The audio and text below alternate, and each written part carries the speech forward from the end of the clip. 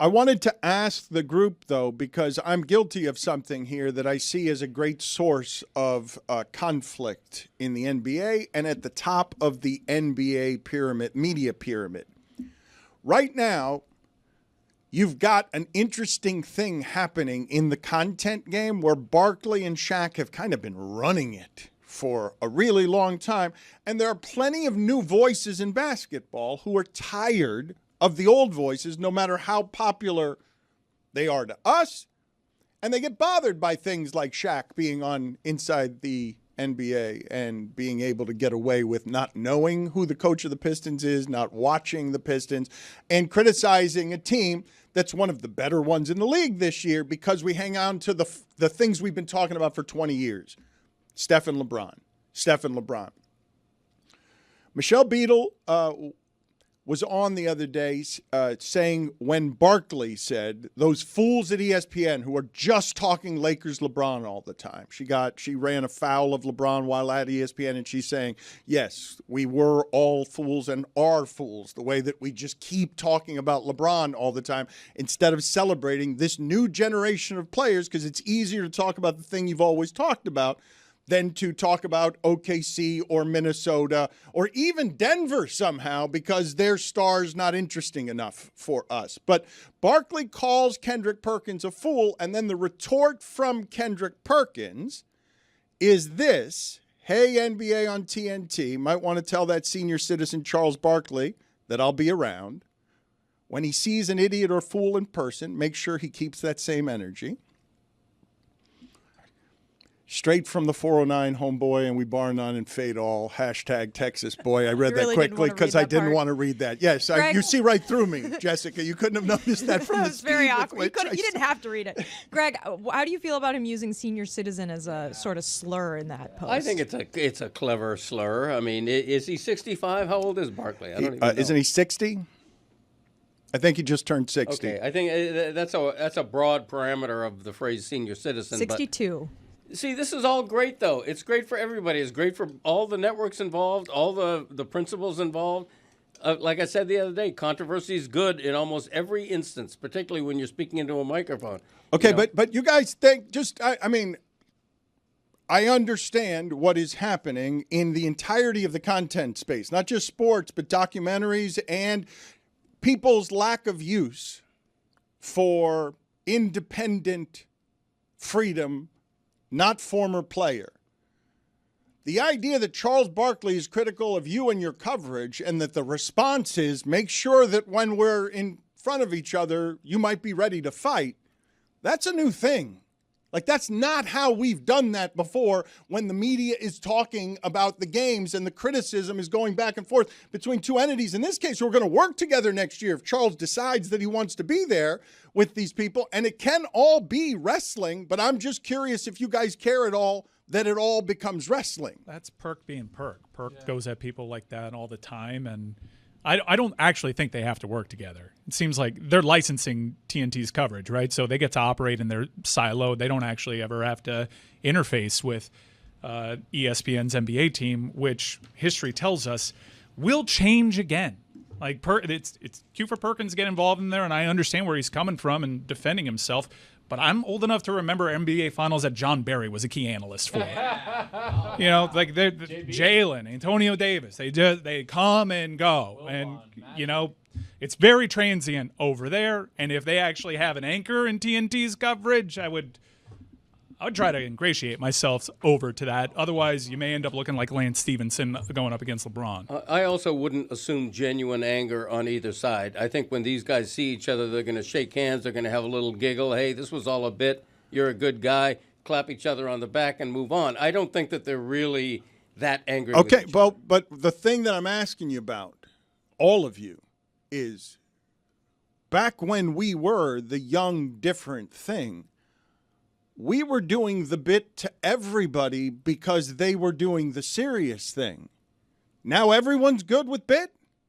Like we're good with what sports. We're asking this. I'm asking. I'm doing bit now. I'm asking. I am actively doing bit. I am asking. You know what? I'm going to hold on a second. I've asked enough times for you guys to stop explaining the show here that. Major penalty, 5 minutes, swooning comedy. I don't need to hear anyone's actively doing bit ever again from anyone on the show. That's weird. The idea that two major media figures would go back and forth with beef is something I enjoy as content. Why have you not left yet? Why are you still here? Was that okay? Yeah, that was I'll for leave. you. Yes. He thought that was So a you bit. want me to Pointing at me? You What want me did to I go do? to a fake penalty box? Whoa! Not doing What do you bit. mean it's fake? It's not fake. What do you mean it's fake? real. Get out of here. 5-minute penalty. It's a 5-minute penalty and it's not fake. You did the crime, now do the time. Somebody's listening right now like, wait, what? I genuinely thought you were doing that to yourself. Okay, that's good that that's what you thought. That you can leave now. But why would he be doing it to himself? Why do any of us? I enjoy this. Does the audience? We're good with the trade, right? Because obviously a portion of this is personal to me, right? I kind of liked when ESPN allowed the journalists to have the strength. I've also been actively and publicly cheerleading for all of the athletes running into the space to make it a democracy. But when they do so, what you get is documentaries that aren't actually the truth. They're just sort of documentaries that have access because we're blurring the line on some of where these conflicts are in the business economy of this. So when Beadle, as JJ Redick says, yeah, ESPN is just forcing LeBron on you through topics, like we're forced to do that as a topic, because same way you do Tebow. And I'm asking you guys, do you do the sport the right service when you're doing wrestling character about the guy you've been talking about for 20 years and ignoring that the MVP is in Oklahoma City because you don't know how to talk about that team, even as it runs roughshod over everybody. And even if you do know how to talk about it, your audience doesn't care, and your audience is dictating everything because everyone's fighting over the audience. So you have to talk about the things that's going to get the most people in the tent. But in the transaction, you lose the ability to sell young people anymore. You're just telling the same stories you've been telling for 20 years to the most important demo. Well, but as the media, we have to do both, right? We have to acknowledge the new wave, and the NBA has a great young wave of stars right now.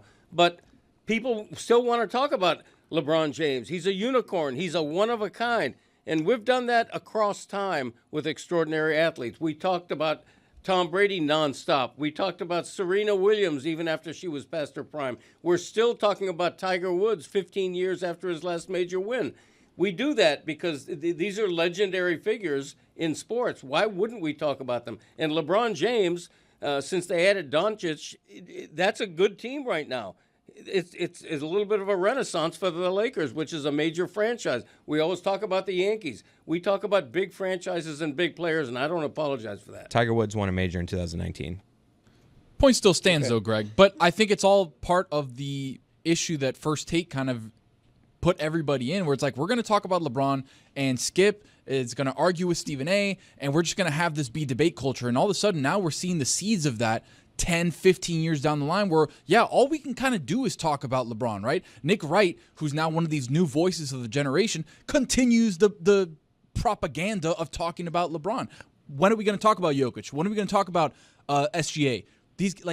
When is that going to happen? Who's going to bring that to the forefront where the casual fan's going to be able to understand that? Jason Tatum is listening and watching the coverage of him, a champion. He's done He's done whatever it is he was supposed to do with his talents. He has achieved now. We cannot diminish him in much of any way. He's saying, I don't get my proper respect.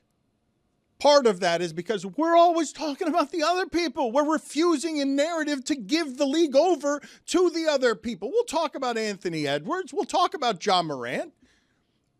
But not this way. Not with the stories that we've fallen in love with for 15 years, so that we're still talking about the Warriors and Theo Pinson, who is proving to us that there are just too many podcasts. Theo Pinson is out here saying this of Jimmy Butler and the Miami Heat. The Miami Heat is worse. That is a worse trade than Dallas and the Lakers. Yes. By far. Yeah. Dallas is just getting cooked by injuries. I kind of That's agree it. with that. The Heat are healthy. They suck. Jimmy Butler was Heat culture. Yes. Regardless of what the you thought he was doing off the court, that brought a toughness. He brought a mentality. Leadership. He had leadership. Bro, I swear to God, it did not matter what seed the Miami Heat were. If they got in the playoffs, any team that played them, You didn't they want to had see to him. buckle the up. You didn't want to see It was him. going to be a dogfight. Theo Pinson played for the Dallas Mavericks, played a couple years in the NBA. Thank Cup you. of coffee, by the way. Just for those of you out there like, Theo Pinson, I feel like I've heard that I name. had to Yeah, Google you that. have. Raymond Felton's on that. Byron Scott has a podcast. There are a lot of podcasts. What sentence could you put together that would be the funniest there? If I went all in with Byron Scott has a podcast, what are you beating me with as a Chris, Cody, as a Jess, Tony, Tony's brother, Taylor, Billy, Ethan, Mike Fuentes. We have a podcast. The Greg Cody Show That's what's beating that. featuring Greg Cody